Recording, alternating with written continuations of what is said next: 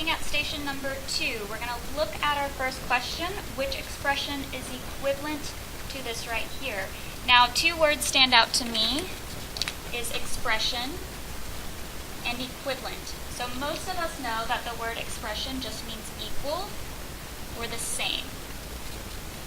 The word expression is this right here. Notice how there's no equal sign.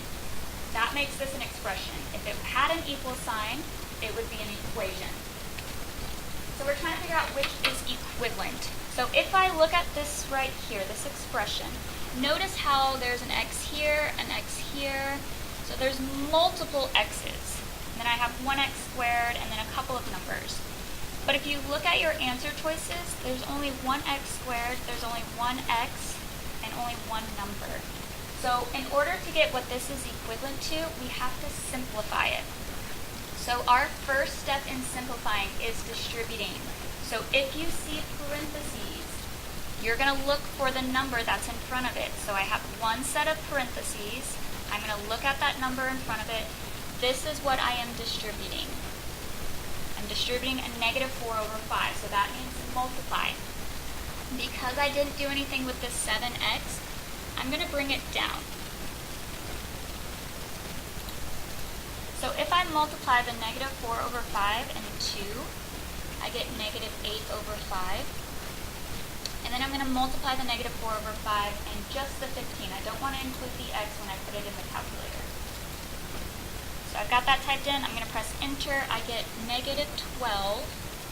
Now I don't want to forget the x now. And then right here, because this is on the outside of the parentheses, I do not distribute to it. I'm just going to bring it down.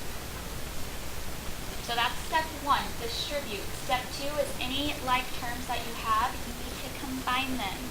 So like terms are when you have the same letter and the same exponent.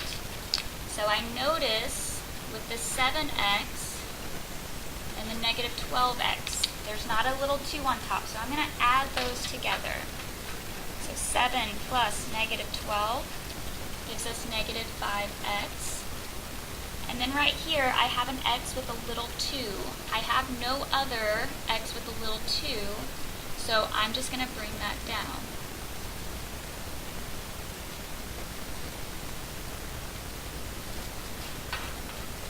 Alright, then I have a negative 8 over 5, which has no x at all, and that's the only thing I have left.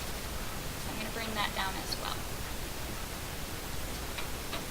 So make sure everything matches. So I start with a negative 3x squared, and then I have a negative 5x. So our answer is A. Okay, number 2, if we read through that, a chemist is experimenting with different chemicals. These polynomials represent 2 of the chemicals. Which expression represents when the 2 chemicals are combined? So again, we have that word expression, which means there's no equal sign. And then this word combined stands out to me. So that word means I'm going to add the 2 chemicals together. So when we're adding, we can only add like terms. So if I have a c squared here, and I have a c squared here, I'm going to add those 2 numbers together. So I have it typed in my calculator. Again, this time we're adding them together. So I get 9 over 4, and they have a c squared attached. So if I look at my answer choices, I can't eliminate anything yet because they all have that c squared. So I'm going to look at my next one. This time I have a number right here, and I'm going to look down at the bottom. So this has a c, so I'm not going to add it to that. This has a number, so I'm going to add those 2 together. So I've got it typed in. I'm going to press enter. I get 17 over 6. There's no letter attached, so I'm going to keep it there. So if I look at my answer choices, the only one that has a 17 over 6 as a number is also A. Okay, now that you've finished the video, you guys are going to play a Kahoot. So look at the board, put the code in,